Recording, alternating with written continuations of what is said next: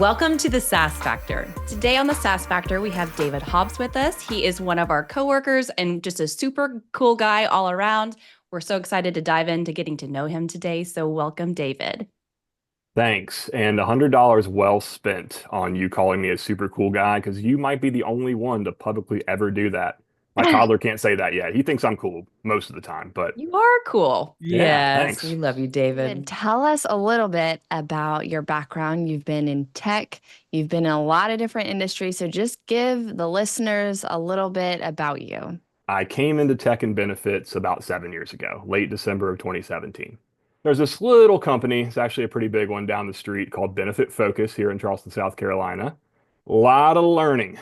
Wow, the benefits industry, you think you know something and then you don't. 15 months into that role, got promoted to be an account executive for existing customers. Did that for almost 5 years. Really enjoyed it. I worked with probably in my time over 100 clients, larger employers, 1,000 lives and up.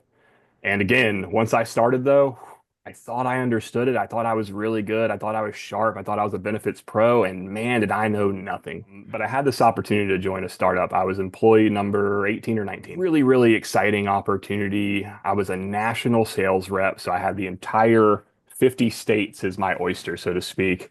A lot of Wow. travel. Yeah. Yeah. A lot of travel, a lot of learning and really enjoyed it. But truthfully, I don't think the company was a larger company, and I just don't think they were ready for like what a benefits point solution looked like and what those sales cycles looked like and how much work and how much relationships went into it, truthfully. So it was really tough. They had a great tech solution, but the relationship building process, the trust building process was going to take years. I started to see that the call when I was trying to figure out next steps from Medify. And you know, the thing that checked the box, there was two things that checked the box immediately with Medify. One, I got to be in my own region. It was the first time in my career where I actually was going to have clients and prospects in South Carolina and Georgia. And that was incredible. The travel again wore me out. It's a lot harder to build a relationship and keep a relationship with someone in Michigan than it is in South Carolina and Georgia in your backyard when you can go drive, handshake, have drink of choice, etc. Yeah. So that was checkbox one. But checkbox two was the more important one because they answered a question that I was getting everywhere I'd ever been in benefits. And that is this. Hey, David, your tech looks great. I'm sure our employees would like it and use it. But how are you going to help us actually get them to use it? That was Mhm. the big one, right? Because, these employers, let's call it what it is, it's point solution fatigue, right? Mhm. They have seen so many solutions, whether introduced by their consultants or, directly sold, get installed, not work the way they were supposed to, and it usually ends up being kind of a net zero. And so the fact that Medify had a solid answer for not only how we did that as an individual solution, but how we actually helped every single one of those solutions installed work the way they were supposed to at the level they were supposed to. I was like, where do I sign? All right. So, David, I know we've talked a little bit in the past about, change is often met with resistance. And especially in industries like ours, where risk is a central factor and innovation's driving so much of our progress, what do you think needs to shift in our mindset or approach just to help mitigate the fear that comes with change? Great question. I've been reading a lot about this and thinking a lot about it and how I approach things and how I make this an easy process, for my customers and my prospects. And there's a formula I came across in the book Blue Ocean Advisor by Chad Jenkins and Co. He mentions a guy named David Gleicher. I think it's Gleicher, it might be Gleicher. He has a formula for change, and it's dissatisfaction times vision for the future times first concrete steps must be greater than the resistance to change. So let's break that down in a couple ways, Yeah. right? 'Cause the mindset, right? Like the hive mind almost. One, there's a mindset I think is a SaaS seller you have to have, right? And then I think Mhm. there's also the mindset of a SaaS buyer you have to have. And I think they're two different mindsets. They complement each other when things work well, but let's talk about both. The resistance to change exists solely because there is risk, right? So to hit your point about risk, Yeah. and we're in a very risk-based business, the stakes are high, right? Benefits Yeah. is the number two expense on most P&L sheets, right? Hmm. So knowing that, how do we overcome that? Well, there's another formula, and they kind of complement each other. So I'm going to go a little bit deeper here. There's the behavior design model by Dr. BJ Fogg. And he basically says that any behavior, whether it's one time or recurring, a positive behavior or a negative behavior, happens when motivation meets ability meets a prompt. And basically, what he says is if if it's easy to do something, then the motivation doesn't even need to be that high. It needs to be a little bit, but it doesn't need to be that high. And then we just need a well-timed prompt to get people to change. Timing and simplicity are everything in our business, right? One of the things I like to do to kind of help maybe some of those people I'm talking to on the other side get in a better mindset, going back to that first formula, dissatisfaction times vision for the future times first concrete steps, is vision cast. Really talk about, hey, where are you now? Where would you like to be if you could wave a magic wand in a few years? And just have a dialogue and let's find out, what you want. And then usually when people do that and they're really open and honest, they're like, we're not in a position to get there right now. And that makes me really mad and unhappy. How do we bridge that gap as quickly as possible? All right, David. So we're going to switch over to some fun questions. Here at the SAS Factor, we like to keep it informative, but we also like to make it fun. And so, first question, if you could swap jobs with anyone, anywhere, who would it be and why?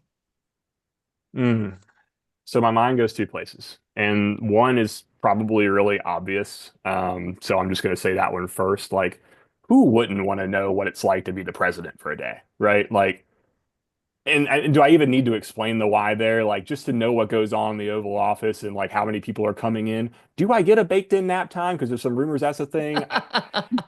I'm really curious about that. So, I mean, that's probably like the number one, like most, like probably everyone would come on and say something like that. But the other one that's maybe a little more nerdy and, whatever, I would love to know what it's like truly to be like a product manager for a really important product. Being in our industry, we talk to them all the time and just going like deeper into the design and the UX and all of that stuff, like that fascinates me and it'd be really interesting. But the problem with that is one day wouldn't be enough. I feel like that's like a long journey, So the president's more fun. You can just do it for a day and bail. True. Yeah. And you only Great want to answer. do it for a day because have you seen Yeah, those, yeah. those I might actually like pictures being of in product. what they look like at the beginning and what they look like I don't know if there's enough Botox in the world for that one. Oh yeah, I Exactly. know. The I'm gray waiting for hair. the grays to start sprouting. So yeah, I don't need that. Exactly. So, next question for you. If you could master any skill instantly, what would that be? Good one. Mastering the ability to get anyone's attention, like playing the guitar. Because in the world we live in, right? And I wish like my mom would have made me play the guitar. But anyway, she bought it for me and let me not do lessons and yada yada yada. But that's a story for another day. All the resources we have available to us, like LinkedIn and Twitter and Instagram and just everything available, the tech available to us. I feel like even something like playing the guitar could help you capture anyone's attention if you do it right and do it fun, almost like Adam Sandler, like he's like famous for making up silly songs and stuff like that before he was ever like a huge actor and even while he was a huge actor. So just mastering, I guess like the short answer, mastering the ability to capture anyone's attention at least for a few seconds. We could still do that, We Yeah. could create some fun songs. We've done it before. We've done some creative raps before. We did create a rap in the customer success department once. Ooh, So I love it. I challenge love it. I accepted, love it. David. We'll Let's have go to like do a this. cappella next time, just straight up like Yeah. we can beatbox a little bit. That's cool. Yeah. Yeah, that's a good idea. On to the next. Let's play two truths or a lie, where Christy Kelly and I have to guess which one's the lie. All right, David, you're up. I am from the small town of Ridgeland, Georgia, which is just outside of Savannah and about 30 minutes from the South Carolina border, not far from where I live now. The only place that I've lived outside of about a 2.5 hour drive from there is South Africa. And three, I actually credit my start in benefits in part to the wonderful staff and patrons of Victoria's Secret. Man. Okay. The Ooh. first two sound so accurate, but the Victoria's Secret one's throwing me. But I feel like that's just crazy enough to be true, though. I know. I think the third one is the lie. the Victoria's Secret models, or sorry, Victoria's Secret employee. That's a whole different conversation. Um, Okay. Okay, I think that the other two are just wild enough. The last two, South Africa and Victoria's Secret, that I'm going to go with the Ridgeland, Georgia being not true. And I am just going to go with the second fact being the untrue one because, let's make this fun. Variety is the spice of life, right? Exactly. We gotta, All right. we've So got to y'all have one ready? winner.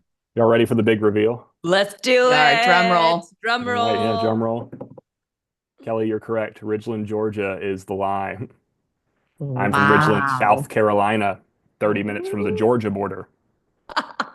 So Sneaky. So Yeah, you that lived in was South sneaky. Africa. Those were good. That's so cool. I did. Studied abroad there. It was an amazing experience. And actually, you're going to ask the question about the Victoria's Secret thing, and We I can are. just Of course knock we those. are. I can knock those out in one easy story. So, worked on my business degree in college. Had no clue what I wanted to do with it. And junior year ended, and it came time to think about internships. And I was like, I don't know what I want to do. I don't want to take an internship. I feel like it's going to be a waste of my time because I have no idea what I want to do yet.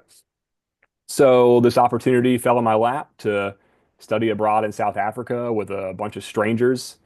And I said, you know what? That is outside of my comfort zone, and that's probably going to grow me more than any sort of internship ever is. And it's going to be a lot more fun than some stuffy job where I'm getting coffee for someone. So hopped on a plane. I had never been, the only plane I'd ever been on was we drove to Virginia Beach and went to New York City and back. Only time I'd ever even been on a plane. Wow. Then I got on a plane to Africa. Wow. That's extreme. Bold. It was small town roots. Yeah. So anyway, I came back, got to graduating, didn't know what I wanted to do. Ran into a buddy. He said he was moving to Charleston. I was in Columbia at the time at the University of South Carolina. I said, yeah, I'll move to Charleston. Sounds like a fun place near the beach. We'll figure the rest out.